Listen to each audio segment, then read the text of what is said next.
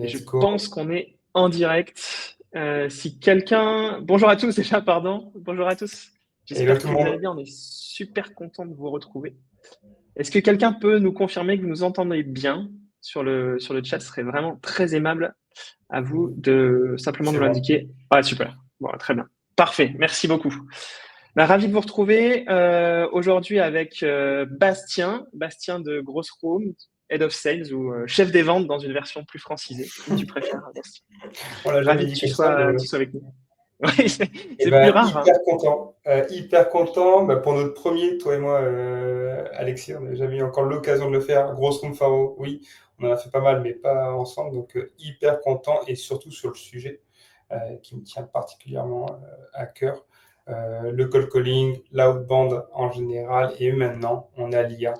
Donc, très cool. Exactement, cette arrivée massive de ces nouveaux usages. Et puis une nouvelle tête, peut-être que vous voyez, Pierre, Pierre qui est ici, qui a beaucoup travaillé sur la présentation et qui a rejoint Faro bah, il y a une quinzaine de jours et qui va beaucoup travailler sur les sujets de contenu. Donc c'est une tête que vous allez voir pendant les événements. Et voilà, donc bienvenue Pierre et merci beaucoup pour bah, tout le travail sur la présentation. Comme tu le disais, Bastien, bah, on traite aujourd'hui de ce thème du retour du call qui est de plus en plus présent et on va voir l'ambition et c'est en tout cas de vous montrer comment le rendre plus efficace parce qu'au départ, c'est effectivement un exercice qui est assez exigeant, qui peut être assez chronophage, qui demande beaucoup de temps en tout cas et donc il y a une nécessité de le rendre encore plus efficace. Juste avant Clairement. ça, Bastien, je te propose de représenter probablement Grosse Room. Tu veux peut-être introduire, savoir un peu Ouais, votre si ça expertise, là où vous te, êtes super fort par rapport aux autres. c'est ça. Du coup, Growth Room, comme son nom l'indique, on est une agence de growth marketing. Donc, nous, notre ADN, et ce qu'on fait tous les jours, c'est d'apporter de la croissance via la génération de leads pour nos clients. On va avoir trois équipes. Une équipe sur le paid media, donc les régies que vous connaissez tous, Google Ads, LinkedIn, Meta.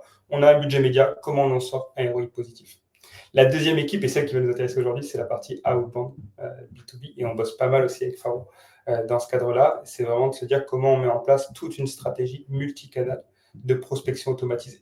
Donc ça part du scrapping jusqu'à le séquençage multicanal, emailing, messaging et le cold calling également, qui est possible et qui nous intéresse aujourd'hui. Le tout sur des cibles extrêmement variées, parce que j'imagine là dans le chat que vous avez tous des cibles très différentes, des marchés niches, des marchés beaucoup plus importants. On restera toujours dans le B2B, bien sûr, on ne peut pas le faire sur une partie B2C. Et la troisième équipe, la partie SEO, rédaction de contenu. Et on intervient également, on est intégrateur HubSpot, donc ce qui va être aussi intéressant avec la connexion Faro, comment on lit le tout avec le CRM, parce que c'est un sujet de plus en plus croissant. Et Alexis le présentera très bien. Mais voilà, pour vous faire un petit topo, moi je m'occupe de la partie développement commercial de l'agence depuis maintenant 5 ans. Et avant ça, j'avais une autre startup. Donc ça fait à peu près 7-8 ans que je suis dans le growth marketing et je vois les évolutions et notamment le retour du cold call qui est revenu en force et qu'on avait abandonné ou en tout cas qu'on avait réduit pour beaucoup de boîtes ces dernières années. Ouais, carrément, carrément, c'est effectivement une demande de plus en plus présente. Je représente juste Faro aussi en deux mots, pour ceux qui ne nous connaîtraient pas. Mais donc, on est une plateforme qui vous permet de pouvoir créer des listes de prospection très segmentées en jouant justement avec les données qu'on met à disposition et qui viennent de multiples sources, qu'on consolide, qu'on nettoie pour que justement cet accès à la donnée soit vraiment très simple et que vous puissiez créer des listes très ciblées pour alimenter vos campagnes, des campagnes email, des campagnes LinkedIn. De plus en plus aussi, les gens l'utilisent pour des campagnes téléphoniques. De cette manière, vous puissiez aussi connecter vos outils, synchroniser vos CRM, vos outils d'envoi, et que ça soit une prospection outbound complètement fluidifiée, simplifiée. C'est ça un petit peu l'argument, c'est que on gère toute la complexité de la data et on essaie de vous restituer au maximum de la simplicité. C'est de faire du mieux possible notre expertise. Allez, on va attaquer directement dans le vif du sujet. Juste pour repréciser, même si on en a parlé un tout petit peu, le pourquoi de ce webinaire aujourd'hui. On l'a dit, c'est qu'il y a un retour du call. C'est extrêmement présent. Nous, on l'a vécu côté produit, où on nous a beaucoup sollicité pour avoir de plus en plus d'intégration avec des solutions d'enrichissement téléphonique. Donc, on a eu Casper et eu Full Enrich. On a eu beaucoup, beaucoup de demandes sur le sujet. C'est très bien, vous êtes gentil dans Faro, vous me permettez d'enrichir avec les emails, mais juste, je veux aussi pouvoir trouver les numéros de téléphone de nos prospects. Et donc, on a dû s'exécuter et proposer des intégrations avec Full Enrich et avec Casper pour pouvoir proposer cette fonctionnalité. Donc, c'est extrêmement présent dans quasiment tous les calls qu'on fait aujourd'hui. On voit le retour du cold call dans la stratégie commerciale, non pas pour remplacer ce qui se passe côté email ou côté LinkedIn, mais vraiment pour venir en support, dans un second rideau quasiment, et forcément exécuté par une équipe commerciale. Le deuxième élément qui nous permet de rendre ce sujet beaucoup plus actuel, c'est qu'il y a une transformation actuellement du rôle des sales.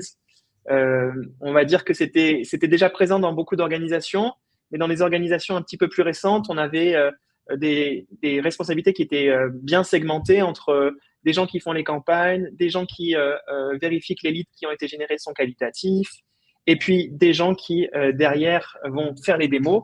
Et aujourd'hui, il y a un peu un mélange des rôles hybrides qui se présentent, et avec des sales qui sont à la fois sur la partie démo, mais qui doivent aussi prospecter. Donc, ils font aussi ce travail de prospection, et notamment, ça passe avec la partie téléphonique. C'est aussi pour ça qu'elle est de plus en plus présente.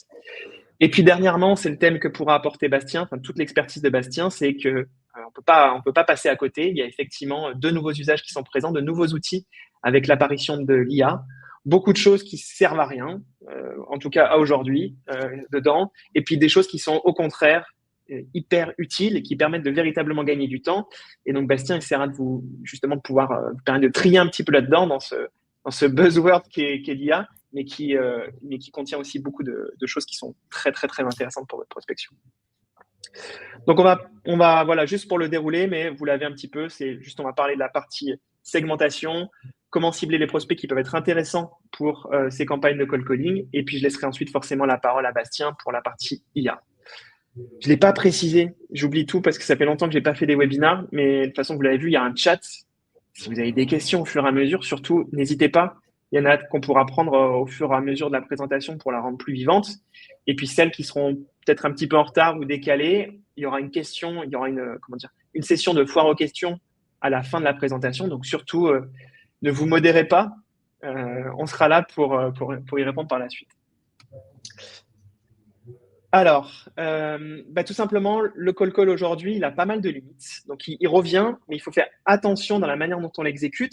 Comme je disais, le cold call, c'est quelque chose qui nécessite beaucoup d'efforts. C'est-à-dire qu'à chaque appel, vous passez du temps humain à justement prendre les appels. Et donc, il y a quelque chose qui est hyper important, qui est très présent de par notre métier côté Faro, c'est que les listes, il faut qu'elles soient bien ciblées. Sinon, vous mettez vraiment beaucoup d'efforts commerciaux sur des prospects qui ne sont pas qualitatifs, des listes qui ne sont pas à jour. Ça, c'est vraiment la meilleure manière de pouvoir décourager votre équipe. Je pense que s'il y a des commerciaux dans l'assemblée aujourd'hui, vous avez forcément dû le vivre dans l'une de vos expériences. Il n'y a rien de plus frustrant qu'avoir une liste concoctée et qui est vraiment sale, dans laquelle vous avez plus de 10% d'erreurs et vous dites non, mais ça sert à rien que j'appelle, quoi. C'est vraiment ultra décourageant. Donc, ça paraît être quelque chose d'évident, mais il faut évidemment avoir des listes de prospection qui sont de très bonne qualité. La deuxième, c'est que le cold calling a été beaucoup effectué sur des prospects qui étaient véritablement à froid, vraiment de cold calling. Et on bascule de plus en plus vers presque du warm calling dedans, en parlant avec des prospects qui connaissent déjà votre produit ou votre service. Ça rend les démarches vraiment beaucoup plus qualitatives. C'est très, très, très important de pouvoir avoir cette distinction entre les deux, parce que ça rend l'exercice beaucoup moins chronophage. Il faut se mettre dans la position d'un commercial, d'un sales, qui va passer un coup de téléphone. Et quand il passe un coup de téléphone à quelqu'un qui connaît déjà le produit, déjà la marque, et forcément, la démarche, elle est acceptée complètement différemment. Ça ne veut pas dire que vous allez faire la vente à chaque fois, loin de là, ça reste de la prospection. Donc, il y a beaucoup plus d'échecs que de victoires, comme toujours, mais comme à peu près pour tout, de manière générale. Mais voilà, ça change en tout cas la manière dont l'appel peut être reçu. Le deuxième élément, c'est que justement de travailler sur des listes qui peuvent être un tout petit peu plus chaudes, justement, c'est moins décourageant, moins fatigant côté commercial, et vous réduisez le turnover. On sait que le travail de cold calling, c'est quelque chose qui épuise les commerciaux, et dans lequel ça entraîne un turnover beaucoup plus important des équipes. Je rebondis juste là. Ça, c'est un vrai sujet pour manager pas mal d'équipes, notamment sur le cold call. Souvent, on regarde que le côté perf, mais même si tu ne performes pas, tu peux passer 2 journées complètement différentes et du coup être dans un mindset différent si tu as une liste, notamment comme tu disais, OK, ciblée. Tu peux avoir 0 résultat à la fin de la journée sur les deux, mais si au moins tu as eu ton discours qui était orienté sur un secteur, un persona, toi-même, ça te permet de le travailler. Alors, si tu changes à chaque fois que tu fais un call, c'est beaucoup plus compliqué. Même si, in fine, les résultats peuvent être les mêmes, ça te met dans une dynamique différente. Et s'il y a des SDR managers ici ou des personnes qui ont déjà managé des SDR, on sait à quel point la dynamique, l'entrain est hyper important parce qu'encore une fois, comme tu l'as dit, Alexis, tu prends beaucoup plus de défaites que de victoires. C'est le job. Par contre, tu les prends frontalement. Tu les prends humainement. C'est pas comme une séquence automatisée d'emailing où même si ça marche pas, tu le vois pas. Là, tu le vis. Donc, faut vraiment pas sous-estimer ce côté je t'ai préparé les bonnes ressources ou je te donne les moyens et les outils comme Faro pour avoir les ressources et avoir ta liste vraiment cohérente. Petit aparté, tiens, comme on est sur le thème du call, Bastien, comment tu avais des exercices pour rendre l'exercice justement du call calling moins fatigant qu'il ne peut l'être pour les équipes? Est-ce que vous rendiez ça beaucoup plus Ouais. un peu gamifié? Alors, tu peux le gamifier, ça va dépendre de ton équipe, l'âge aussi, comment tu peux le faire. Et en fait, c'est une discussion que tu peux avoir aussi avec l'équipe. Et pas forcément arriver en disant c'est comme ça. Tu vas arriver avec 2, 3 choix. Voilà, qu'est-ce qui vous parle le plus là-dessus? Tu peux même, il y a des équipes qui mettent des systèmes de points, donc tu augmentes. Donc là, il faut avoir un gros volume. D'autres, ça va être bien sûr le variable. Le variable, est-ce que tu le mets directement à la génération ou à la qualité? D'ailleurs, on va de plus en plus vers la qualité pour que tout le monde se rejoigne un peu sur l'objectif global de signature. Et après, oui, tu peux animer des jeux. Ce qui se fait de plus en plus et ce qui est très fort, c'est d'aller dans d'autres boîtes. Ah oui, Donc, ok. c'est-à-dire, je vais prendre les équipes, je ne sais pas, de Payfit ou de Aircall. Tiens, un exemple, on a une discussion avec Aircall, on est partenaire avec eux, et de se dire, OK, ben, on va prendre 5 SDR chez eux, on prend les nôtres, on se réunit chez eux ou chez nous, et on va call ensemble. Ce qui fait que déjà tu as une effervescence. Tu as un côté un peu de challenge, ça te sort de Ouais. ton environnement. Et c'est ça qui va être hyper important, c'est sortir de l'environnement. Parce que quand tu passes ta journée dans une phonebox, tu vois, ou sur un plateau, tu as besoin de voir ailleurs et après tu peux faire un petit challenge pour faire gagner à la meilleure équipe voilà, tel et tel. Ça marche. Ça marche très bien. Ouais, Et surtout, nous on l'avait fait aussi. plusieurs. Pardon, vas-y, excuse-moi. Non, mais juste là, j'y pense. Call à plusieurs, c'est compliqué. Je ne sais pas s'il y en a ici des personnes dans les boîtes qui collent seules. C'est un peu plus compliqué. C'est bien de regrouper. Si vous êtes dans des open space ou avec d'autres boîtes, vous avez sûrement des call callers. Et juste de se réunir, d'écouter autre chose et de se soutenir, c'est hyper important. Et ben, c'est exactement sur ça que j'allais rebondir, Bastien. Nous, on avait fait l'exercice entre associés pour aller parler avec des prospects qui n'avaient pas converti, essayer de mieux comprendre. Donc, on fait l'exercice qu'on mène pas tous les jours, hein, mais de temps en temps, qui nous permet d'être au contact du marché, comme on pourrait le dire, dedans. Et généralement, on faisait des par binôme. Par binôme, donc une personne qui appelle, une autre qui est en train d'écouter. Et assez machinalement, on a presque envie d'impressionner la personne à côté de soi. Et ça rend l'exercice aussi un tout petit peu plus sympathique dedans. On sait qu'on n'est pas, comme tu disais, pas solo dans son coin. Bref, en tout, ça dépasse le cadre de cette présentation, mais c'est pour dire que l'exercice du call call, c'est forcément un exercice qui est intimidant, qu'il est un petit peu moins quand on le répète, qui est intimidant, mais qui est aussi fatigant. Et donc, il faut réfléchir au fait de le rendre un petit peu plus stimulant, un petit peu plus sympathique pour l'ensemble des équipes. Et ça, chacun peut faire appel à sa créativité. Le dernier élément pour repasser sur la présentation sur les limites actuelles du cold calling, c'est que c'est très lié avec la partie liste, mais c'est qu'on retrouve aussi beaucoup d'équipes qui ont des listes d'entreprises dans lesquelles on file peut-être 1 ou 2 contacts comme ça, mais sans trop de vision sur l'ensemble de la société. Et on se retrouve avec des commerciaux qui naviguent pendant pas mal de temps sur LinkedIn pour aller vérifier si c'est le bon contact, si en fait il n'y a pas un autre qui est un petit peu mieux placé pour lui parler. En fait, c'est vraiment une perte de temps énorme. C'est vraiment hyper fatigant de se retrouver à retravailler la liste, alors qu'en gros, il y a d'autres outils. Alors, Faro existe, mais il y en a d'autres aussi qui peuvent le permettre et qui vous permettent de justement pouvoir avoir une équipe commerciale bien équipée, quoi. Donc voilà, attention. Ouais, je colle seul pour Michel. C'est vrai, bravo à toi. C'est comme entreprendre seul, c'est vraiment compliqué. Donc en groupe, c'est mieux, mais tu es très fort si tu arrives tout seul. Donc, dans ce contexte, justement, où on est un tout petit peu plus sur du warm call que sur du cold call, en tout cas ce qui fonctionne le mieux, la solution, et notamment pour les entreprises qui ont déjà un passé de prospection, c'est de beaucoup miser sur le CRM. Je sais que c'est compliqué pour beaucoup de commerciaux de considérer que le CRM doit être toujours à jour, bien rempli, bien exécuté, que c'est frustrant, ça rentre dans l'ensemble des démarches qu'on vous demande, mais pourtant c'est vraiment essentiel et ça vous permet par la suite de pouvoir vraiment retravailler en fonction de données qui sont déjà présentes. On a un thème qui est de plus en plus présent, que moi je vois vraiment dans quasiment, enfin dans tous les calls qui sont présents, c'est de travailler sur des comptes qui ont déjà été prospectés et en fonction de la réussite, de pouvoir continuer les démarches. On a vraiment ce thème-là, c'est le plus actuel parce que ça vous permet de pouvoir avoir des démarches qui sont avec des taux de réussite beaucoup plus importants, comme on le disait, parce que ces boîtes vous connaissent déjà, ces sociétés, vous êtes déjà en discussion avec elles, et donc vous avez beaucoup plus de chances de pouvoir convertir. Comme je le répète, mais le call, c'est un temps humain. Je sais qu'il y a la démarche actuellement IA de temps en temps de faire passer des calls, mais je pense que comme tout le monde, ça ne marche pas. Enfin, cette pratique-là, passons-la de côté, elle ne fonctionnera pas dedans. C'est un temps humain, le call. Et donc, ça vous permet vraiment de garder l'énergie de votre équipe en les faisant travailler sur des prospects qui ont une plus grande valeur, une plus grande chance de prospection. C'est vraiment hyper important. Et ça, je rebondis là-dessus, c'est le nerf de la guerre. On peut dire ce qu'on veut, faire autant de webinaires qu'on veut sur le cold calling, ça reste mathématique. C'est-à-dire que si tu n'appliques pas ton taux de conversion sur un volume de, par exemple, je sais pas, 70 à 90 appels par jour, si tu n'en fais que 10, soit, et là je suis preneur, vous avez craqué quelque chose qu'on a rarement vu, où c'est une niche, où que votre produit est incroyable et dès qu'on l'entend, on a envie de le tester. Mais en règle générale, on a des taux qui sont communs. Déjà, des taux de connexion. Donc voilà, entre 20 et 25%, on est bien entre j'appelle et ce que je vais avoir la personne au bout du fil. Et ça, ok, on peut avoir une liste très quali, mais ça reste voilà moyen parce que tout le monde ne répond pas directement à son téléphone.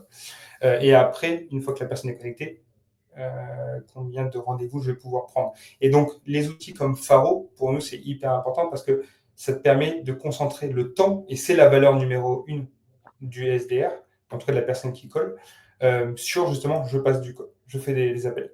Et pas, je vais chercher à chaque fois la donnée, ne serait-ce que perdre 2 à 3 minutes pour aller chercher, c'est énorme, c'est colossal. Ouais, c'est répété en fait, c'est vraiment répété, c'est hyper frustrant.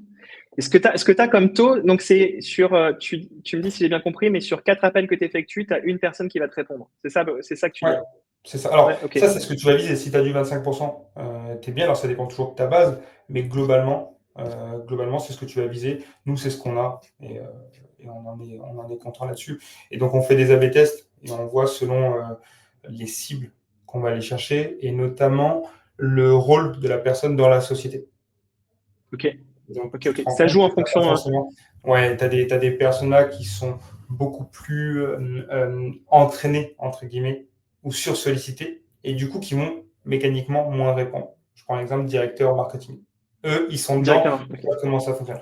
Tu vas chercher un responsable RSE, QHSE, tu peux l'avoir plus facilement. Il est encore D'accord. moins sollicité. Un RH, je n'ose même pas imaginer. Je pense que là, ils ne répondent pas aux appels ou Je, faut le je faire. crois Les que horaires, Pierre en peut fait, en c'est intéressant, témoigner de ça. c'est les horaires aussi qui marchent bien. Quand vous avez, en fait, mais là on avait fait un autre webinaire là-dessus, je ne vais pas déborder, sinon on va prendre trop de temps. Mais si votre problématique, c'est notamment ce premier taux, et c'est ça qui est hyper important de savoir, c'est quoi mon problème? C'est d'avoir les personnes. Est-ce que je suis dedans, je ne suis pas dedans dans le taux moyen? Et où c'est qu'une fois que j'ai les personnes, je n'arrive pas à en sortir. Si la problématique, c'est la première, testez des horaires différents. C'est un peu votre seul levier. Alors déjà, appelez pas avec un 01, appelez avec un 06, mais aussi tester des horaires. Ok, ben, je vais le prendre le matin très tôt. Ma cible, c'est les CEO de start-up. Je sais qu'ils ont des horaires à rallonge. Je vais tester 19h, 20h Ouais. dessus. Alors bien sûr, si vous pouvez, dans le cadre du travail. Mais voilà, ça peut être super intéressant. Non, c'est clair. En fait, c'est vachement intéressant aux horaires dans lesquels tu n'es pas en train de couper les gens. Moi, je sais que pour le vivre, je me fais pas mal prospecter. Hein. S'il y en a qui me prospectent, 13h45, c'est parfait. 13h45, vous y allez. J'ai pas Tu vas réattaqué là-dessus. recevoir un nombre d'appels Ouais, incroyable. ouais, voilà. Mais exactement. Mais vraiment, c'est intéressant parce que c'est le moment dans lequel j'ai pas forcément réattaqué un nouveau sujet. J'ai pas ça va pas me faire sortir du sujet, et donc je peux accepter la demande. Je dis pas que je vais acheter tout ce qu'on va me proposer, évidemment, mais je suis en tout cas réceptif à ce moment-là. Je suis enclin à le faire. Et effectivement, si vous pouvez passer par des 06 et des 07, ça donne beaucoup plus confiance. Dans le 01, vous avez l'impression que c'est encore free ou je sais pas quel fournisseur d'énergie qui vous appelle.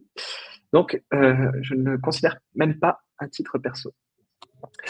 Allez, pour continuer justement sur les actions à mettre en place, nous, ce qu'on conseille, et encore une fois, c'est ce qu'on voit, la plateforme Faro est en train de s'adapter de plus en plus à ça, pas parce qu'on a envie de pousser ça particulièrement, mais plutôt parce qu'on essaie de suivre ce que les gens sont en train de vivre comme difficulté. C'est qu'on nous demande de plus en plus d'identifier dans Faro ou dans n'importe quel autre outil, je ne veux pas faire une pub poussée pour ça, mais de dire j'ai besoin de savoir les comptes qui sont présents dans mon CRM et j'ai besoin de savoir ceux que j'ai convertis et puis ceux que j'ai pas convertis directement. Pourquoi? Parce que j'ai des équipes qui sont en train de, par exemple sur les comptes qui ont converti, et que si je travaille sur des paniers qui sont plutôt élevés, j'ai besoin de savoir qu'à l'intérieur de L'Oréal, j'ai vendu à une certaine BU, mais il me reste encore beaucoup de contacts à l'intérieur de L'Oréal que je dois attaquer et j'ai beaucoup plus de chances de pouvoir les convertir parce que j'ai déjà vendu un produit à une autre personne. Je suis déjà présente dans les achats de L'Oréal et donc machinalement, c'est beaucoup plus simple de continuer à transformer. Ou alors au contraire, de dire, voilà, j'ai besoin de savoir les boîtes qui ont été engagées, enfin qui sont déjà présentes dans mon HubSpot ou dans mon PyDrive, qui n'ont pas converti peut-être dans les 3 ou 6 derniers mois et sur lesquels je me permets de pouvoir réenclencher des nouvelles démarches de prospection. On a déjà échangé, on a déjà parlé. Il pouvait y avoir des raisons de no-go, des choses qui se sont décantées aussi de côté service pour vous, côté produit, et sur lesquelles vous avez vraiment cette raison de pouvoir repasser à l'attaque, repasser à la prospection pour ces comptes. Et justement, pour ces comptes-là, la problématique, c'est d'arriver à se dire, bon, voilà toutes ces entreprises qui n'ont pas converti, et donne-les-moi à l'intérieur de ces services, enfin, à l'intérieur de ces entreprises, des différents contacts qui ont jamais été attaqués par de la prospection et je vais pouvoir me permettre de pouvoir leur reparler. Ça, vous avez forcément des taux de conversion qui sont beaucoup plus importants. Ça, c'est hyper pertinent. Je peux faire un petit cas où on l'a fait même nous récemment. On a repris, par exemple, nous, comme je vous l'ai expliqué, on a plusieurs offres et on va avoir du coup des besoins qui vont varier d'une offre à l'autre. Et donc, quand on a un besoin X sur une de nos offres, précisément, un des premiers réflexes, c'est de se dire, OK, je vais dans le CRM, donc je vais sur HubSpot, je vais prendre tous ceux à qui j'ai déjà présenté cette offre mais que j'ai en deal perdu ou en deal disqualifié pour des raisons précises. Le pricing, ok, je suis prêt à faire une offre plus agressive. Le timing, c'était pas le bon moment hier, peut-être que ça allait aujourd'hui, et d'autres raisons. On les filtre sur ces personnes-là, on met dans Faro, et après on peut aller directement les prospecter. Et c'est des personnes qui ont déjà eu un besoin, donc qui étaient qualifiées à un moment X. Alors bien sûr, regardez la raison du 10K, mais en tout cas, il y a plein de raisons qui peuvent venir à changer. Et donc, dans ce cas-là, les rappeler. Et c'est là où on a, nous, sur ces campagnes-là, les meilleurs taux. Et donc, on le sent et on le voit aujourd'hui, beaucoup sont tellement omnibulés, et on le comprend aussi parce qu'on y participe, sur de la nouvelle acquisition, du newbies, des nouveaux interlocuteurs, qu'on oublie, peut-être que ça fait 2 ans, 3 ans, 4 ans, 10 ans que je remplis un CRM. Et c'est une mine d'or. Et donc, c'est comment on le réexploite aujourd'hui. Et notamment, et je finirai là-dessus cette slide, parce que je parle trop, dans les très grosses scale-up, dans la plupart des scale-up d'une certaine taille, qui sont vraiment sectorisés, SDR, account manager, etc., on va avoir une répartition 50% en newbies. C'est-à-dire qu'on va chercher des nouveaux interlocuteurs qu'on ne connaît pas, on a mappé des comptes en amont, souvent l'équipe de marketing, et 50 où on fait de la chasse in CRM. Parce que forcément, à force d'appeler, surtout quand on a des plateaux de sales, on a énormément de data. Et du coup, on vient prospecter dans le CRM. Ouais, et tu l'as redit, hein, donc indiquer bien les raisons de pourquoi ça n'a pas fonctionné à une étape, c'est vraiment déterminant pour la suite parce que vous savez exactement l'angle sur lequel vous pouvez réattaquer pour vos futures démarches. Donc savoir si c'est un problème de pricing, un problème d'offre, un problème de timing, c'est différent, ça rend le call complètement différent pour la personne qui va s'en charger par la suite. Donc Et du coup, l'hygiène quand tu le sais, des informations, c'est là que tu prépares aussi cette partie-là. C'est-à-dire que moi, quand je vais avoir un R1 avec un prospect, je sais qu'il y a des informations que je vais prendre pour dans 6 mois, peut-être. Ouais, c'est déterminant. Ça va être le moment pour moi justement de laisser la parole pour toi. Pardon, j'ai oublié un dernier point, un point qui est important mais qui est lié justement à ce que tu disais, Bastien, c'est justement pour continuer à... Donc, il peut y avoir ces raisons qui sont propres aux prospects et qui vous permettent de pouvoir prioriser en fonction de ce qui s'est passé chez vous. On a changé le pricing est plus agressif comme tu le disais, ou alors on a l'autorisation de pouvoir être beaucoup plus agressif dans le pricing qu'on proposait. Mais il y a aussi d'autres manières qui vous permettent de prioriser ces comptes qui sont déjà présents dans votre CRM, c'est de jouer en fonction des signaux qui apparaissent côté marché. Dire, bon, j'ai 200 entreprises qui sont hyper intéressantes, comment je les attaque? Ben, je regarde en premier celles qui ont des événements de croissance, celles qui ont des arrivées récentes sur des postes qui sont déterminants, enfin, qui correspondent à mes interlocuteurs habituels. Je regarde les boîtes qui sont en train de recruter, des choses qui sont solides, qui sont continuellement des signaux. Je sais qu'il y a tous ces buzz aussi Complètement. à partir des signaux. Il y en a d'autres qui sont, ça, c'est des signaux qui sont solides, qui ne bougeront pas. Quand il y a une arrivée récente à un poste qui est important pour vous, vous savez qu'il y a des nouveaux sujets qui vont apparaître. Vous savez que la personne est beaucoup plus enclin à parler que si c'est une personne qui est en place depuis 10 ans, probablement. Et je trouve Donc que voilà. Faro répond du coup à un double enjeu selon où on se trouve. Soit on est dans la première situation, un peu comme Pascal, j'ai l'impression du chat, où j'ai besoin de constituer ma base, je ne sais pas comment faire, bim, Faro, 3 clics, c'est fait. Et la deuxième phase de dire, moi, ça fait longtemps que je colle, ça fait longtemps que je prospecte. Et en fait, on arrive des fois à un goulot d'étranglement de se dire, bah, j'ai tellement un peu prospecté partout et de manière peu consolidée, peu structurée, je ne sais jamais si je peux rappeler une personne ou non. Et dans ce cas-là, avec les filtres Faro, je sais que je ne l'ai pas appelé, je ne l'ai pas prospecté. Exactement. Ça, et ça vous donne la raison une raison valable pour laquelle vous pouvez recontacter. Allez, Bastien, place à ton expertise. C'est pour toi. Donc, on a vu les comptes à réactiver maintenant.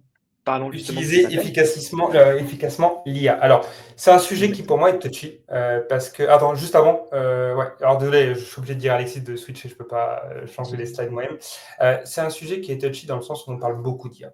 On parle beaucoup d'IA et on en parle vraiment à tort et à travers, je trouve, sur des usages qui en fait sont pas concrets. On ne peut pas réellement les mettre dans une organisation telle qu'une entreprise et qui apportent à la fin peu de résultats. Donc là, ce que j'ai essayé de faire, c'est vraiment de vous proposer quelque chose de concret sur lequel vous allez pouvoir directement dire, OK, on voit la valeur, et après vous montrer quelques résultats qu'on peut obtenir avec ça.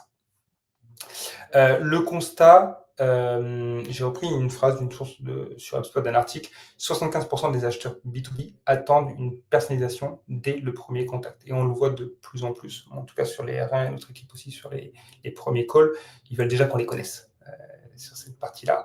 Et donc, même en phase de call calling, si vous appelez un prospect sans savoir réellement qui il est et surtout comment vous allez pouvoir adapter votre offre à ce prospect-là, vous perdez de l'avance parce que les autres concurrents, eux, ont personnalisé leur approche.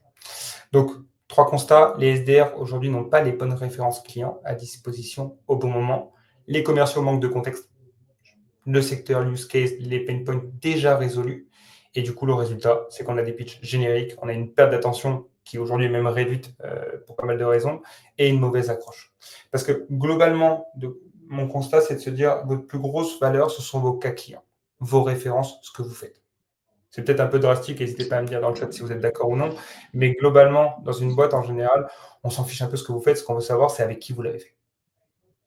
Et ça, Si par exemple, ouais. Cette valeur-là, c'est quoi ça se passe, vous arrivez à la faire passer pendant les 30 premières secondes. Ouais, J'imagine qu'il faut tout de complètement. suite accrocher, non? C'est comme si moi je t'appelle Alexis et je te dis, et je t'appelle et je te dis, bah voilà, moi ça fait 1 an que je bosse avec ton concurrent, on attend le résultat. C'est bon, t'es accroché. Tu vois, je t'ai même pas dit concrètement ce que je faisais, comment je le faisais, en tout cas le moyen. Je t'ai dit que ton concurrent direct que tu scrolles et que tu vas venir voir toutes les semaines, lui m'a fait confiance. Donc s'il m'a fait confiance, c'est qu'il y a une raison. Je l'accompagne depuis 1 an, donc ça veut dire que cette confiance est renouvelée. Et je peux te donner quelques résultats. Donc là, c'est bon, j'ai l'accroche. Je sais que j'ai déjà mon R1 avec ça. Par contre, il ne faut pas se tromper. C'est à double tranchant. Si je te dis ça et que tu me dis, ah non, mais en fait, non, c'est pas du tout mon concurrent. C'est Là, pas vous êtes du tout mon parce que vous concurrent. avez Ouais. cru. C'est ça. Oh, là, c'est compliqué à les récupérer. Derrière, là, faut être sacrément bon. Ok. Mais Donc, le globalement, début de c'est cet ça pour appel, aujourd'hui. c'est hyper Il est hyper déterminant en important. tout cas. Alors, tu peux l'utiliser dès le départ, mais tu peux aussi l'utiliser juste après. Il y a des façons de l'introduire. Mais l'idée, c'est de dire aujourd'hui, quand tu vas avoir un SDR, souvent, quand tu as un SDR, c'est quelqu'un déjà qui est jeune. Donc, il n'a pas de connaissance de l'antériorité de la société. Donc, il est jeune dans l'entreprise et même il est jeune au global. Et donc, quand la personne va appeler, ce n'est pas exactement avec qui on a déjà travaillé. Et donc, du coup, on va voir comment mener à ça. Donc, c'est avoir cette connaissance et l'utiliser à bon escient. Donc, le cas client, meilleure arme commerciale. Le premier axe, c'est la structuration. Et ça, c'est un peu la base de l'IA. Si aujourd'hui vous appliquez de l'IA, et pour moi c'est la plus grosse problématique, on applique de l'IA sans lui mettre de contexte, parce qu'on n'est pas assez structuré. On l'a vu déjà dans les CRM ne sont pas assez structurés, mais même tous les autres documents. Donc votre premier sujet, ça va être de créer une base de données que l'IA va pouvoir actionner et qui est cohérente. Donc là, par exemple, je vous ai mis un exemple avec, OK, je reprends chez Grossroom tous les clients qu'on a déjà accompagnés en 5 ans et je les trie par secteur, taille d'entreprise, pain point, résultat, ROI. Là, tu peux passer la slide, je l'ai mis un peu en plus grand. Alors, je ne sais pas si vous voyez où ça reste. Non, ça reste. Je vais mettre en grand écran pour voir. Ça reste encore un petit peu flou. Donc, bon, je n'ai pas mis de On données verra clients. en envoyant la presse aussi. Voilà.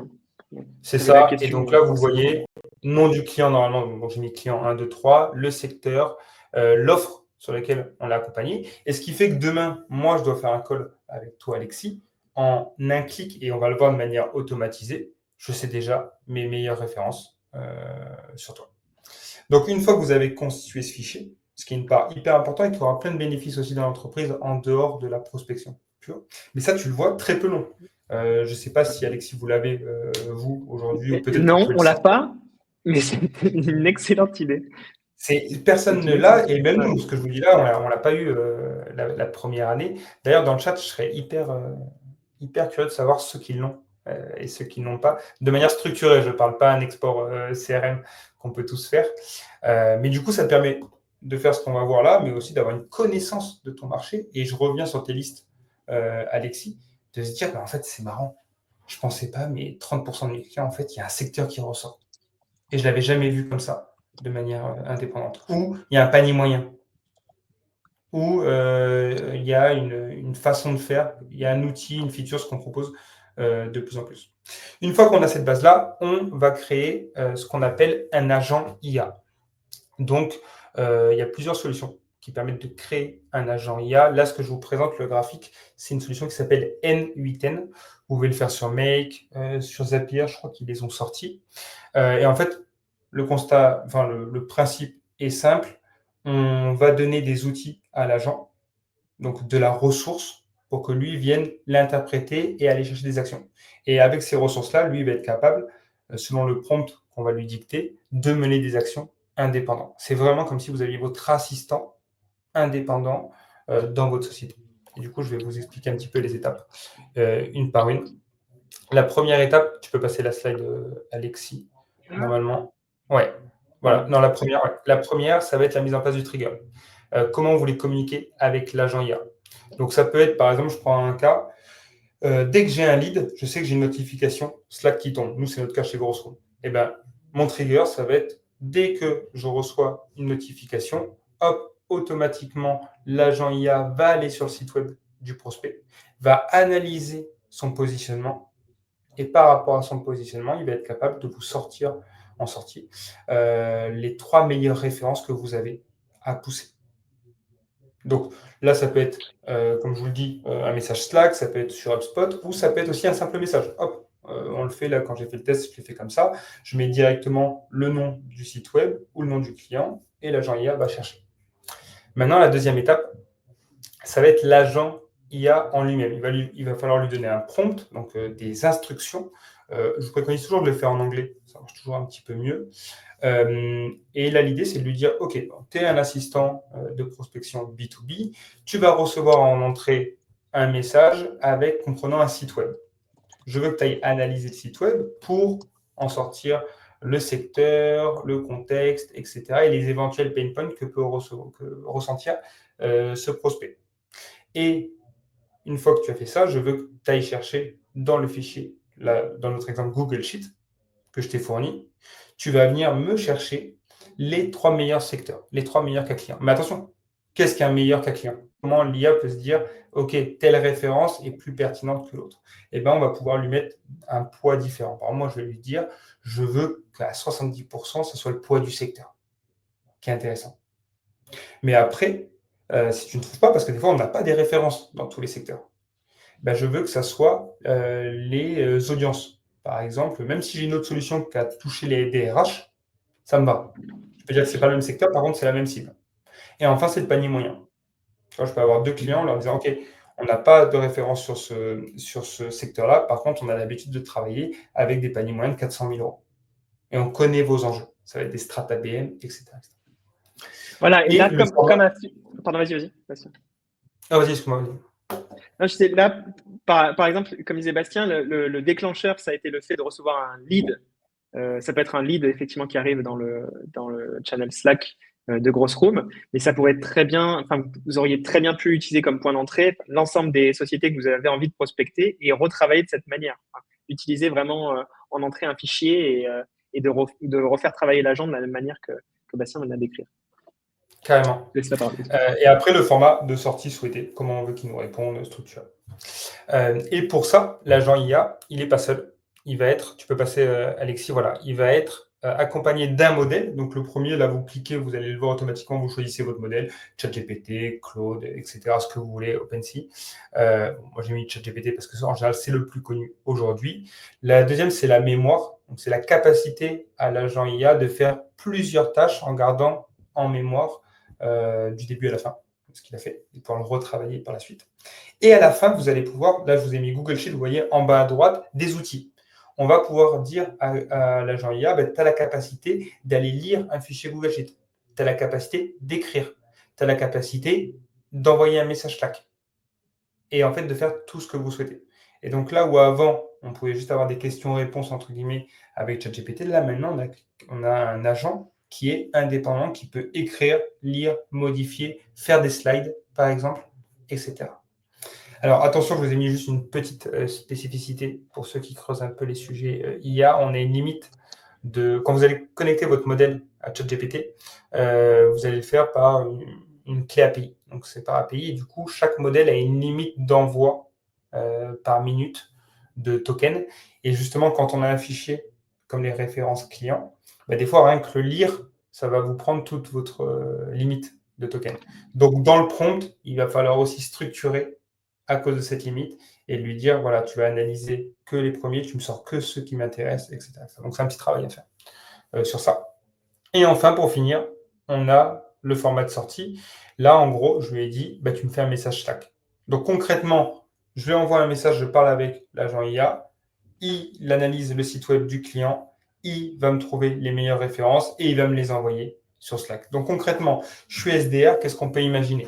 Je lui mets mon fichier de prospection que je vais appeler et en face, il me le ressort avec les 3 meilleures références. Ou on peut aussi imaginer l'avoir directement dans notre CRM. Je vais appeler, donc je vais passer les fiches HubSpot l'une après l'autre pour faire des calls. Et à chaque call, je vais voir dans la note les 3 meilleures références. Et ce qui est fort aussi, c'est que l'IA est en capacité de dire pourquoi il a fait ce choix. Moi, je vais lui dire justifie ton choix. Et du coup, on peut aussi le justifier et reprendre le même argument. Ce qui fait que quand je vais appeler, imaginons que c'est mon premier jour chez Grossroom, et je suis en capacité d'appeler un prospect et de lui dire oui, on a accompagné entre 2021 et 2022 telle société d'organisme de formation. On a obtenu des bons résultats, justement. Est-ce que vous serez disponible mardi prochain pour que on vous le présente, on vous présente un petit peu le use case et on va voir qu'est-ce qu'on peut faire ensemble. Donc tout ça n'est forcément pas magique, hein, ça repart à chaque fois. De toute façon, n'importe quel agent IA, ce qui lui donne de la force, c'est effectivement la clarté et les instructions qui sont fournies par l'humain déjà, et par la qualité de vos données. C'est-à-dire comme le travail qu'a pu effectuer Bastien et ses équipes sur voilà l'ensemble des cas sur lesquels on a été bon, voilà pourquoi le ROI était intéressant pour ces sociétés, ce secteur, ça c'est vraiment déterminant. C'est ce qui va faire en sorte que votre agent va être efficace. Si en entrée vous avez des mauvaises données, que c'est incomplet, que c'est naze, et ben en fait derrière dans tous les cas, tout le reste suivra ce mécanisme. C'est complètement ça. J'ai une anecdote là-dessus. J'ai un ami qui bosse dans l'agroalimentaire, donc très grosse boîte, et ils ont mis quelques millions en face d'un projet d'IA. Et au bout de même pas un an, ils ont dû tout arrêter parce qu'ils se sont rendus compte que leurs données de base étaient tellement peu structurées qu'aucun agent IA ou aucune solution IA pouvait lire. Même les codes des articles, du coup, n'étaient pas structurés. Ils le tapaient des fois encore à la main. Alors, passer à l'IA, en fait, ça va juste venir aggraver, ou en tout cas mettre en exergue le manque de structuration en amont. Alors, l'IA permet aussi de structurer, mais du coup, il faut s'en servir de cette manière-là avant de vouloir le déployer. Et les résultats qu'on obtient. Donc là, c'est les tests qu'on fait nous en interne pour Grossroom. On a la chance de faire beaucoup de tests chez nos clients, mais on les teste aussi sur les nouveautés comme ça, notamment l'IA chez nous en amont. Nous, on observe pour l'instant, donc c'est peut-être un taux qui va augmenter, ou peut-être se stabiliser, 30% de rendez-vous en plus, sur un panel en plus, moins d'appels. Augmentation de la confiance du sales, ça c'est très important parce qu'on a beaucoup de sales et de SDR au global qui vont avoir un petit peu peur de passer des calls, notamment sur des secteurs où ils ont peu de références, en tout cas ils ne savent pas dessus. Là, de se dire qu'à chaque appel, j'ai un peu mes béquilles pour me dire, parce qu'on peut très bien avoir le client qui nous dit, ou le prospect qui nous dit, bon c'est bon, vous faites que m'appeler, arrêtez de m'appeler, pourquoi moi? Ah ben moi je vous appelle pas par hasard. Moi je vous appelle parce qu'il y a un lien, parce que j'ai une histoire à vous raconter, parce que voilà, ça fait sens. Et donc ça, du coup, ça met le SDR en confiance pour appeler. Je ne vais pas le déranger. J'ai de la valeur à aller lui apporter. Et aussi, on a un C'est effet. vraiment important. Cette confiance à la fois côté outils et justement d'arriver avec un état d'esprit positif dessus, ça change à peu près tout. Vous pouvez avoir toutes choses égales par ailleurs, des résultats très différents si vous arrivez à avoir cette culture de la confiance dans vos Ah, équipes mais on le voit, commerciales. les meilleurs call callers, c'est ceux où ils se prennent des portes, ça ne change rien. Ils avancent, c'est des bulldozers, ils peuvent passer 3 jours sans rendez-vous. La confiance est là. Parce que, en fait, ils ont confiance, on le dit souvent ça, mais au process et pas au résultat. Ils savent que c'est cyclique, ça bouge. Et ça, au global, chez les sales. Un sales qui a besoin de toujours signer pour être en confiance, il va passer des semaines assez compliquées à un moment dans sa vie parce que c'est un peu les montagnes russes. Eh oui, c'est saisonnier. Ouais. Et le dernier, c'est le closing qui est aussi facilité. C'est-à-dire que derrière, on a aussi de l'argument pour aller signer, parce qu'en fait, on raconte la même histoire depuis le début. Donc ça veut dire que moi, demain, j'ai un de mes SDR qui fait rentrer un compte, qui me trouve un R1 par un use case, ben moi, je vais le réutiliser dans ma presse. Du coup, j'ai plus de poids aussi pour aller signer derrière. Ouais, donc augmentation de la qualité, de la confiance côté équipe. Donc je sais que j'ai des raisons, je sais que je vais pouvoir avancer quelques arguments qui vont m'aider. Et puis côté client, vous avez une preuve sociale, quelque chose qui va parler directement, dans lequel la personne peut se projeter par rapport à ce que vous avez déjà effectué. Voilà, donc Voilà. c'est gagnant-gagnant pour tout le monde. Et encore une fois, il y en a peut-être dans le chat qui se disent ouais, mais moi j'ai pas, je viens de commencer mon activité ou j'ai pas une référence dans chaque secteur. Essayez de trouver d'autres triggers. Essayez de trouver qu'est-ce qui permet, qu'est-ce qui réunit un peu vos prospects. Et donc ça peut même être de, nous on a l'habitude d'implémenter ça sur les comptes de plus de 500 personnes. Vous êtes un compte de plus de 500 personnes, du coup ça me paraît cohérent. Voilà. Et vous allez du plus farfelu entre guillemets au plus concret. Yes, on va passer sur un cas, justement, exactement ce cas-là. Moi, il y a peu de temps, je me suis chargé de faire témoigner, en tout cas de collecter des cas clients qui étaient présents côté Faro. Et je vais en partager un qui est le cas d'une société qui s'appelle Didask. Donc avec 2 personnes à l'intérieur de l'équipe commerciale, enfin 2 personnes en tout cas qui utilisent Faro et qui utilisent Faro de cette manière pour rendre leur démarche de call beaucoup plus efficace. Ça reprend, c'est la pratique qui en partie m'a permis d'effectuer la théorie qui était présente initialement. Ils sont arrivés chez nous avec la volonté de pouvoir identifier des leads inbound qui avaient été non convertis dans leur HubSpot. Donc voilà, l'équipe marketing a généré. Il y a une partie des leads qui sont non convertis forcément. Et comme on le disait, c'est plutôt ces leads-là qu'il va falloir attaquer plutôt que forcément s'intéresser uniquement aux nouveaux, chercher à faire juste nouveau. Et donc, ils sont venus vers nous pour arriver à avoir une intégration HubSpot assez fournie. C'est-à-dire, connectez mon HubSpot, s'il vous plaît, et indiquez-moi les comptes que j'ai déjà présents. Et surtout, aidez-moi à cartographier. Donc, je veux cartographier, je veux identifier les prospects qui sont dans ces secteurs, qui appartiennent à ce niveau de responsabilité, à ce département-là, et que j'ai pas encore prospecté à l'intérieur de mon HubSpot. Et c'est eux que je vais pouvoir de nouveau réenrichir et basculer derrière côté HubSpot. Ils arrivent véritablement avec cette problématique-là. Et je trouve ça brillant, en fait. Ça paraît simple, forcément, mais c'est vraiment important. Et ça, la qualité de leur HubSpot, et puis forcément avec le lien avec nos données, ça rend des démarches qui sont beaucoup plus qualitatives. Donc ça, c'est, je pense, la base, et c'est le socle. Et ensuite, vous pouvez présenter tout ce qu'a présenté, mettre en application ce qu'a présenté Bastien en disant, voilà, une fois que vous avez ces prospects-là, du coup, derrière, je leur bascule des cas clients, de la preuve sociale pour que justement mes démarches soient encore plus qualitatives. J'essaie d'être impactant dès le départ pour que mes démarches de call soient bien. Mais je me suis assuré de pouvoir faire du call sur des prospects qui sont déjà engagés, déjà environnés et sur lesquels j'ai de la matière pour pouvoir continuer à argumenter. Je vais vous montrer, je vais me permettre de montrer justement, mais rapidement, ça va faire un peu démo produit, mais pour le coup, c'est, je pense, assez structurant. Justement, ce qui se passe, la manière dont ils l'ont effectué côté Faro. Tac. Donc, je pense que tout le monde voit mon écran, je le crois. Si tu peux me le confirmer, Bastien, mais je pense Oui, que c'est ça. ouais, on voit ton écran. Donc voilà, actuellement, ce que les gens nous demandent quand ils font leur démarche de prospection. Souvent, ils commencent par une logique d'entreprise, donc le ciblage d'entreprise qui est présent ici. Et ceux qui ont connecté nous disent, ben, aidez-moi à identifier donc les entreprises qui sont déjà présentes dans mon HubSpot ou dans mon PipeDrive. En l'occurrence, nous, on utilise PipeDrive, donc je vais pouvoir prendre ça. Je vais prendre toutes les entreprises qui sont dans un deal PipeDrive actuellement, et je vais segmenter sur la pipeline qui correspond à l'essai en cours, c'est-à-dire pour tous les gens qui, pour nous, ont commencé à faire un essai de Faro. Et je vais prendre tous les deals qui sont perdus, enfin, toutes les affaires qui sont perdues au sens de PipeDrive, donc tous les essais qu'on n'a pas convertis. Je peux valider et automatiquement ici, tac, je sais pas si c'est bien, tac, pardon. Ouais, c'est tout bon. Et je vais prendre ici détail d'entreprise pour me dire, bon, mon discours, il est encore plus percutant quand je travaille avec ce type d'entreprise. Très bien.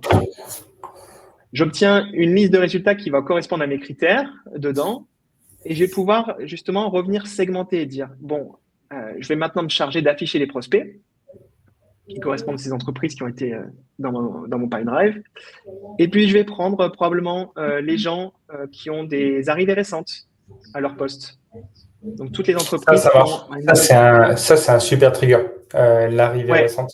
Donc, pour le tester c'est pas quelque mal chose avec qui fonctionne très, très, très bien. Et ensuite, de pouvoir dire, justement, je vais faire ça, mais je vais le spécifier pour dire, je vais parler plutôt aux arrivées récentes qui viennent dans les services du marketing.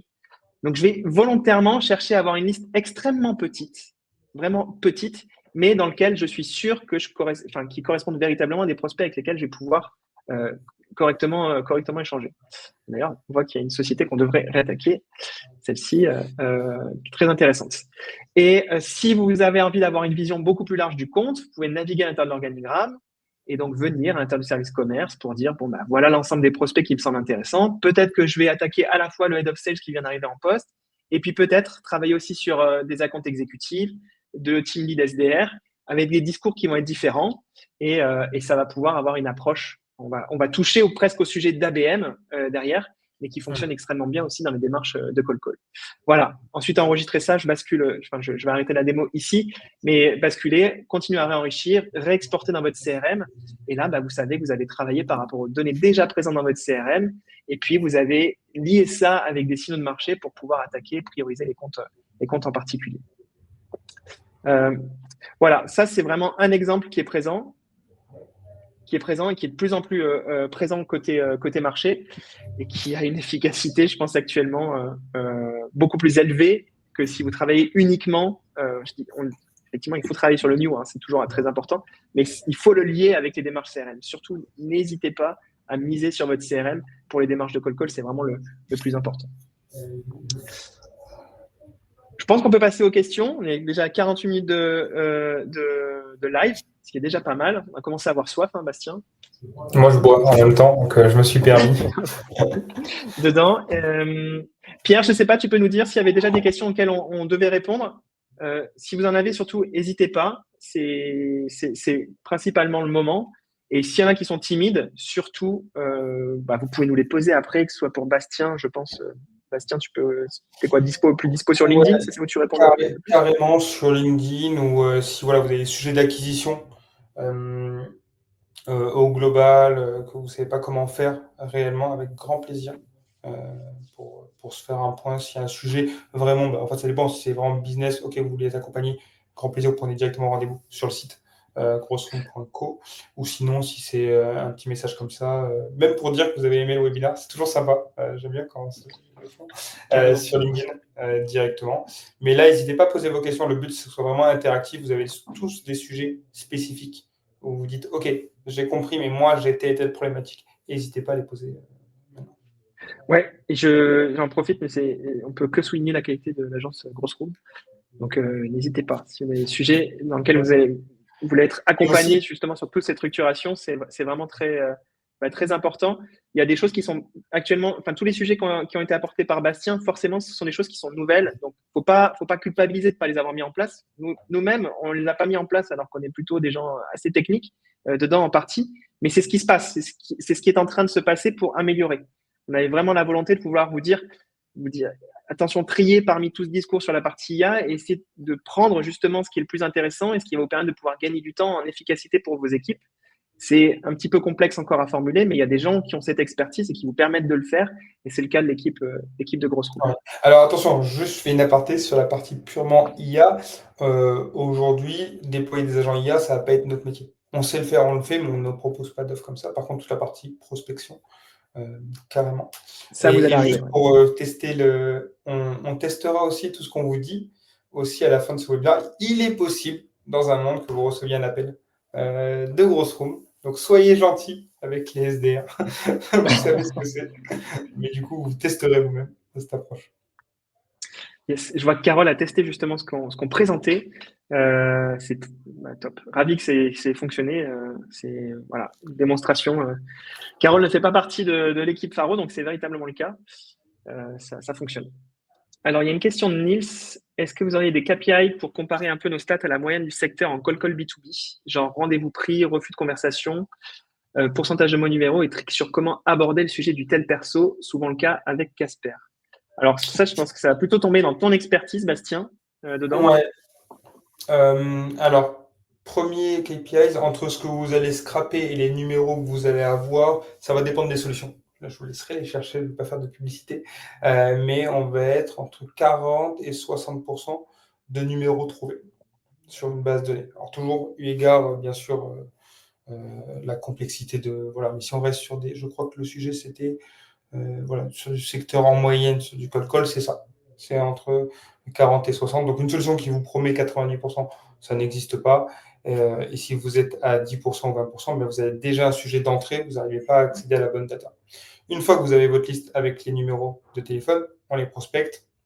On va tourner entre, allez, de ce que je vois, 70 à 90 appels par jour. On va viser un 20-25%, même un 25% et toujours plus, bien sûr, de taux de connexion. Donc, ça veut dire que, hop, j'ai mon petit graphique quand même. Sur 90 appels, on a 22 appels connectés. Et là, si on peut avoir entre 10-15% de taux de rendez-vous, donc si on prend 13% entre les deux, on a 3 rendez-vous. Et donc, bien sûr, tout ça, ça peut varier, mais je veux dire, voilà, j'ai 90 appels en entrée, j'ai 3 rendez-vous dans ma journée. Et tous les jours, je vais pouvoir, comme ça, générer les rendez-vous. Alors, tous les jours, c'est quand on peut passer 90 appels. 90 appels, c'est une charge qui est quand même assez importante. Mais du coup, on comprend encore plus l'intérêt de préparer au mieux sa base. Parce que passer 90 appels en allant chercher les numéros manuellement ou les informations, c'est impossible. À part faire des journées à rallonge, et là, vous cramez votre SDR en 3 semaines. D'être sûr qu'il change de poste au bout de 6 mois, quoi. Ouais, c'est ça. Il change Vous aurez perdu tout ce temps. il change de voix, il quitte le sales. Il change de voix, oui. C'est vrai. Et comme on le comprend, forcément. Non, mais ça fait partie. C'est important aussi là, pour la qualité au travail de justement travailler sur ces sujets-là. Améliorer la productivité de l'équipe, c'est aussi beaucoup plus de confort. Donc, ça fait partie des choses. Il y a une question de Max aussi pour savoir quelle data créer dans le CRM pour réexploiter ses anciens leads. Alors ça, je peux le dire. Je pense que c'est ma vision des CRM. Dans ma vision, je pense que vous devez avoir beaucoup de données qui sont des données un petit peu statiques sur les entreprises pour vous permettre de pouvoir très, très, très bien resegmenter les entreprises. Mais après, cette réinterprétation de voilà les nouvelles données présentes, enfin voilà comment la société est en train de bouger, je pense que c'est une couche externe. C'est une couche externe, c'est la voie qu'on a choisie côté Faro et c'est parce qu'on y croit, c'est pas parce que voilà, dedans, mais sur lequel on vous aide à réinterpréter les données, les données déjà présentes pour vous dire justement attention, la boîte est en train de recruter, la boîte est en train de lever, la boîte, enfin bref, tous les signaux qui peuvent être intéressants et déterminants pour votre prospection. Ça, je pense que c'est une couche externe. C'est pas forcément à rajouter dans votre CRM, c'est juste une surinterprétation, une surcouche par rapport aux données qui sont présentes.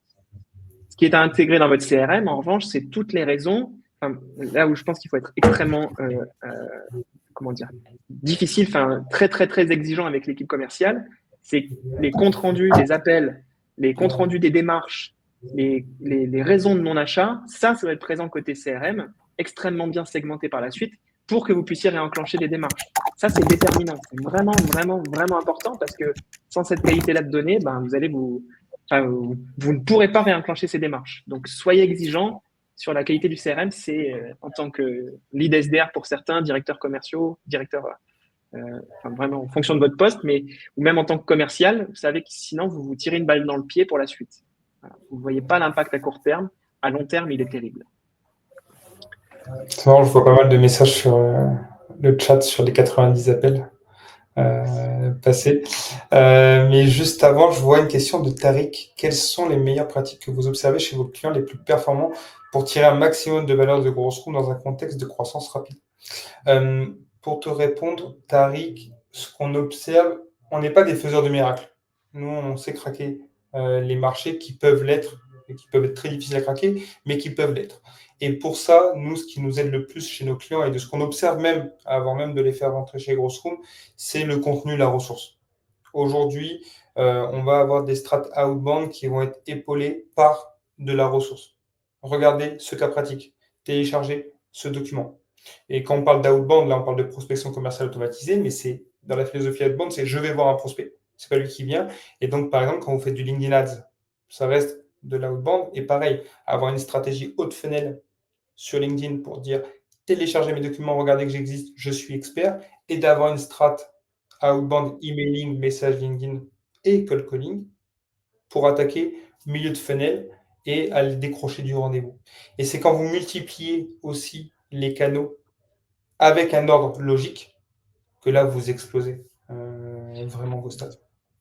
Donc là, vous commencez, ce que tu conseilles, c'est de commencer LinkedIn Ads pour certains, ensuite qui va pousser du contenu. Alors, pas forcément dans l'ordre, parce qu'on a des clients où, tu vois, la outbound est beaucoup aussi, ça suffit largement, ça permet de générer. Je te dis, dans un monde parfait, où tu as du Ouais. temps et tu as aussi du contenu.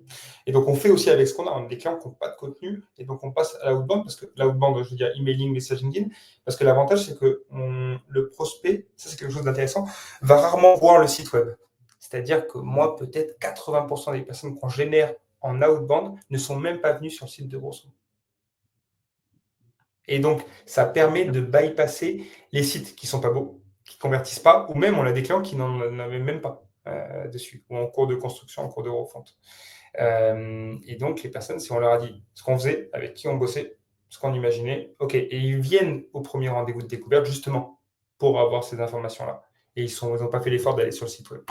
Mais dans une strate globale, et encore si la cible, bien sûr, est présente sur LinkedIn, tu peux avoir une strat haute fenêtre, notamment tu vois, pour Faro, pour se dire, OK, télécharger nos études sur les bases de données, la prospection, les différents taux.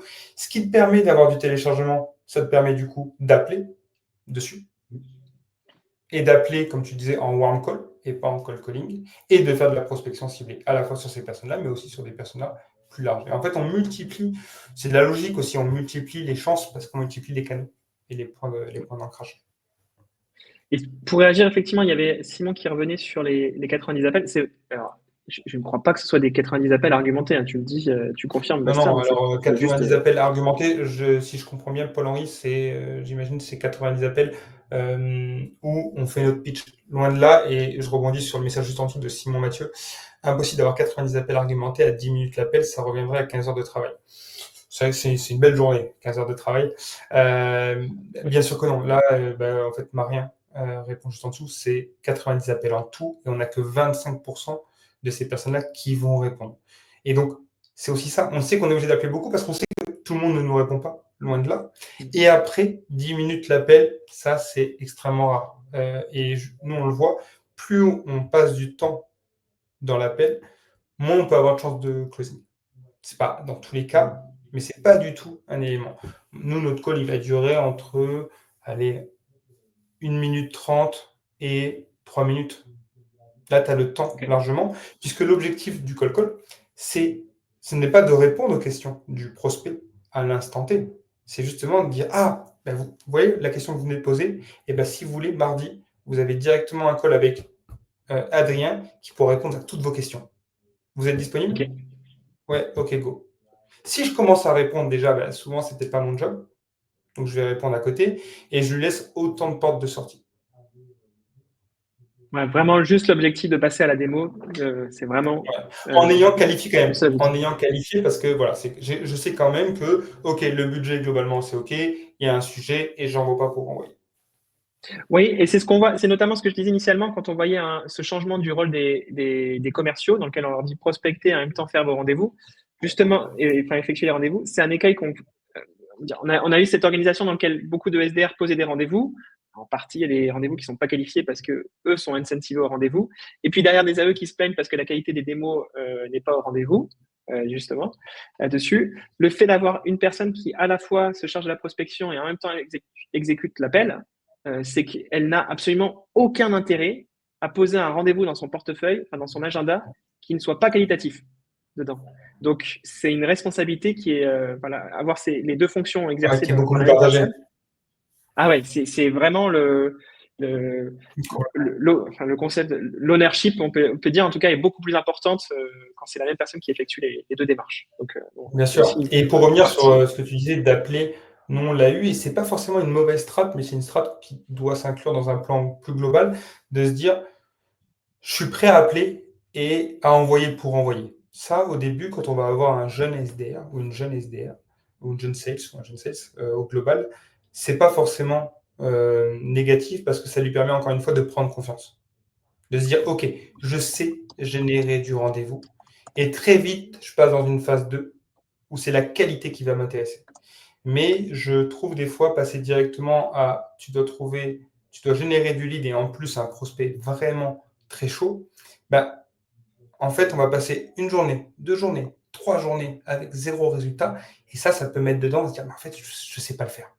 Là où j'arrive à générer du lead et tu as le retour des sales qui dit, OK, ça c'est top, par contre, lui, pas du tout. Et voilà pourquoi permet de réaffiner. Alors, il ne faut pas passer 6 mois, bien sûr, à envoyer n'importe quoi, mais ça peut être une strat. Moi, c'est par exemple ce que j'applique chez Grossroom au départ. Voilà, les 2 premiers mois, on est là pour le volume, sur des listes que j'ai préétablies, donc je sais que ce n'est pas incohérent. Mais des fois, en fait, je me rends compte que le pricing n'était pas du tout présent, il n'y a pas d'intérêt forcément là tout de suite, etc., etc. Et après, OK, on se dit, OK, on passe dans la phase de qualification, donc des leads plus quali, mais ils ont déjà pris confiance, ils savent qu'ils peuvent le faire. Maintenant, ils vont le faire Okay. autrement. Très bien, au top.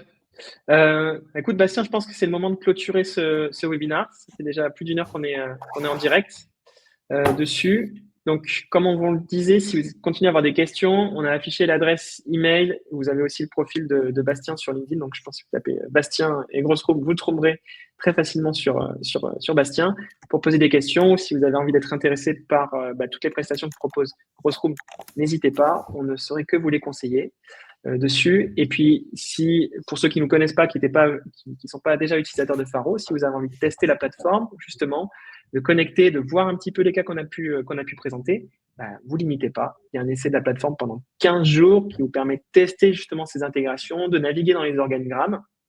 Et, et si vous le voulez, vous pouvez même poser une démo depuis le site si vous avez besoin d'être accompagné avant d'accéder à la plateforme.